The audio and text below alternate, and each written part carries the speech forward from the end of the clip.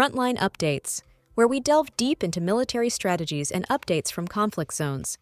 Today, we're discussing the progress of the ongoing special military operation as of today. I'm your host, Sharifa Muhammad MGT. I'm Colonel AUC Oguntoye, an infantry officer. The September 4th report reflects a campaign entering a consolidation phase in Donetsk while simultaneously shaping new axes of advance. By combining territorial milestones with systemic interdiction of Ukrainian logistics and command networks, Russian forces are creating conditions for deeper offensives in Zaporizhzhia and Dnipropetrovsk. Sustained attrition, coupled with the steady erosion of Ukraine's sensing and resupply capabilities, suggests Ukraine will face growing difficulty maintaining coherent defensive lines. Welcome to Frontline Updates, the podcast that brings you in-depth insights into military operations from those leading them on the ground. Today, we're joined by Colonel AUC Oguntoye, an infantry officer monitoring critical missions on the progress of the special military operation as of today. Colonel Oguntoye, thank you for being with us. Thank you. It's good to be here. Colonel Oguntoye, can you start us off with the big picture of what happened on September 4th, 2025? The September 4th operational picture shows a combination of territorial consolidation, systemic interdiction, and sustained attrition.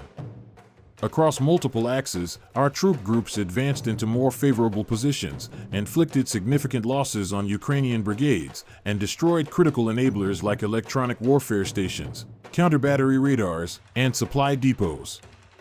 What stands out in particular is the announcement of the complete liberation of Donetsk territory in the sector of the East Group.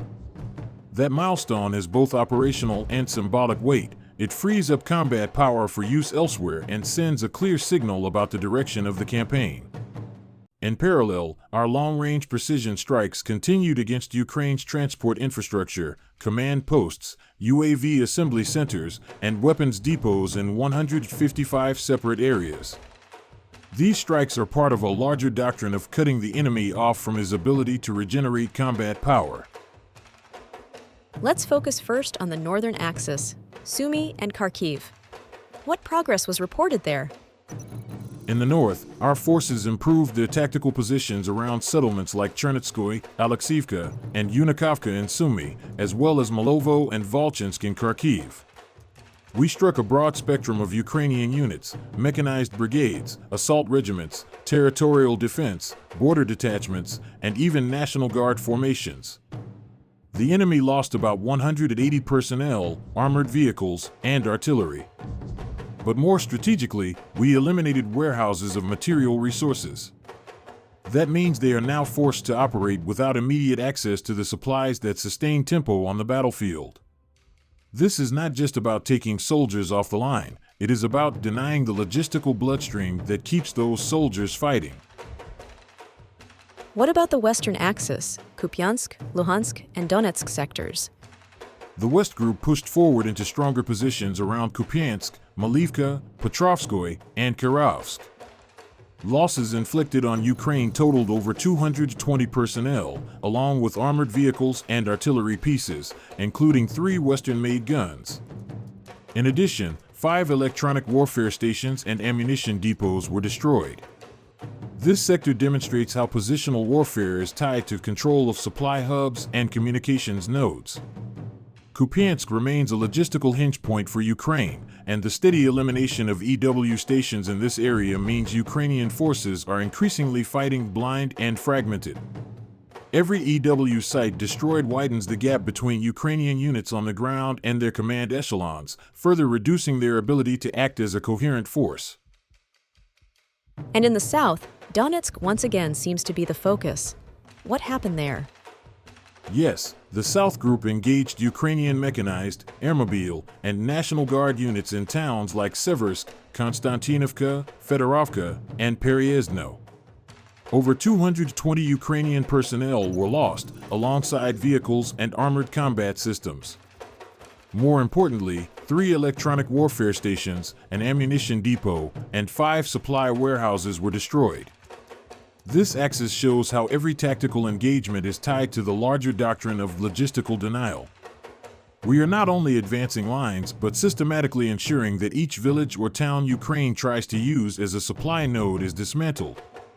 In effect, they may still occupy some defensive belts, but those belts are increasingly unsupplied and unsustainable.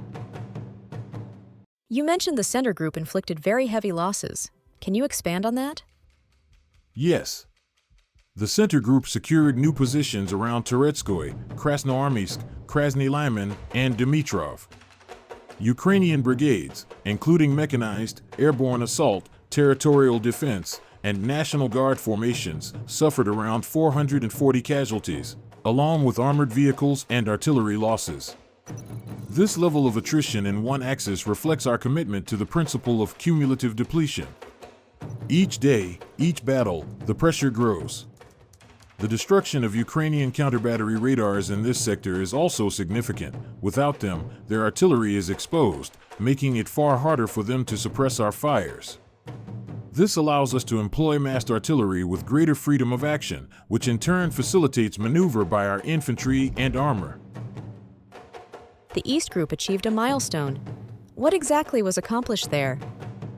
The East Group advanced into Ukrainian defenses and seized control of Novosolovka in the Dnipropetrovsk region.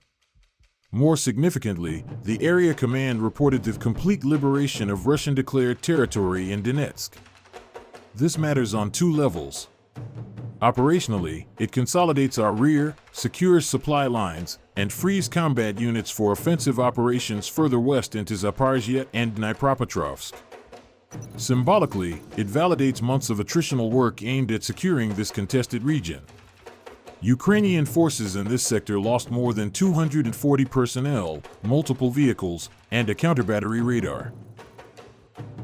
And finally, could you touch on the Dnepr Group's activities in Zaporizhzhia and Kherson? The Dnepr Group fought mechanized, coastal defense, and territorial formations in Belgorod, Malaya Tokmachka, Tyazhinka, and Antonovka.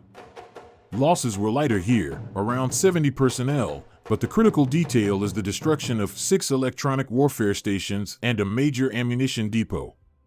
This reflects shaping operations for the Southern Theater. By removing Ukrainian EW and ammunition capacity along the riverine and coastal approaches, we are deliberately preparing the battle space for follow-on maneuver operations. It is methodical, not rushed, and designed to collapse the defense structure piece by piece. Colonel, before we wrap up, what are the broader implications of September 4th's operations? 3 main implications. First, the completion of Donetsk's liberation consolidates our rear and marks a milestone that frees combat power for other axes. Second, the continued systematic destruction of EW stations, radars, and depots highlights that we are not just fighting brigades but dismantling the architecture that sustains them.